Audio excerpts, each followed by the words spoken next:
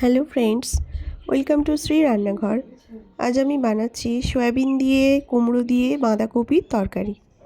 এর জন্য আমি বাঁধাকপিগুলো ছোট ছোট ঝুরি ঝুরি করে কেটে নিয়েছি, আর কিছু কুমড়ো কেটে নিয়েছি, আলু কেটে নিচ্ছি, আর ছোলাও সাথে নিয়ে নিয়েছি। কড়াইতে জল দিয়ে প্রথমে বাঁধাকপিগুলো হালকা একটু ভাপিয়ে নেব। সামান্য একটু ভাপিয়ে নেওয়ার পর এটা আমি একটা ছাঁকনির সাহায্যে জলটা ফেলে দিচ্ছি। এবার সয়াবিনগুলো আমি ভিজিয়ে রেখেছিলাম জলে, সেগুলোও আমি ভেজে নিচ্ছি। পরিমাণ মতো নুন হলুদ দিয়ে আমি সয়াবিনগুলো ভেজে নিয়েছি।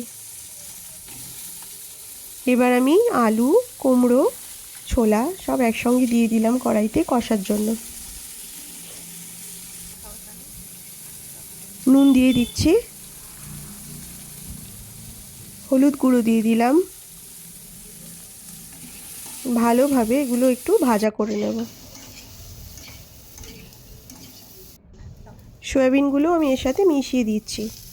এরপর যে ভাপিয়ে রাখা যে কফিটা, সেটা আমি এই সবজির সঙ্গে দিয়ে দিলাম।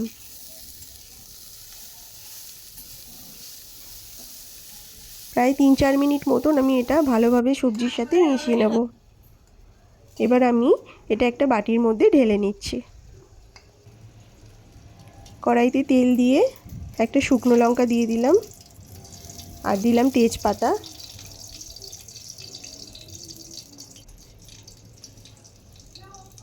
দিয়ে দিলাম কালো জিরে,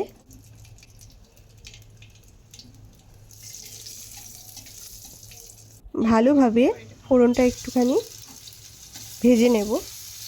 এবার দিয়ে দিচ্ছি আদা বাটা,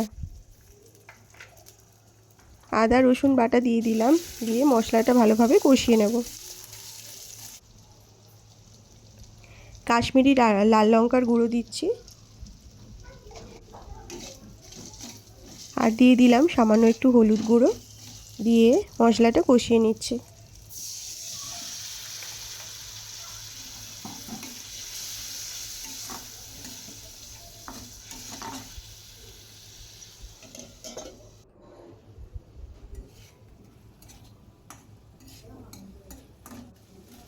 মশলা কষানো হয়ে যেতে এবার আমি যে কষে রাখা যে বাঁধাকপিটা, সেটা মশলার সঙ্গে দিয়ে দিলাম।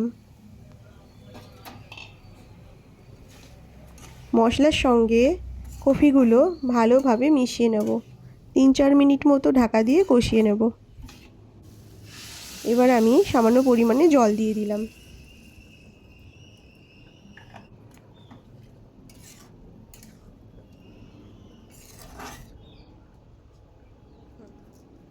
দিয়ে দিলাম স্বাদ মতো চিনি। ঢাকা দিয়ে ভালোভাবে সবজিটা সেদ্ধ হতে দেব, যতক্ষণ না আলু আর সমস্ত সবজি সেদ্ধ হয়। সব কিছুই সেদ্ধ হয়ে গিয়েছে। সবশেষে দিলাম গরম মশলার গুঁড়ো, এটা আমি ভেজে গুঁড়িয়ে নিয়েছিলাম।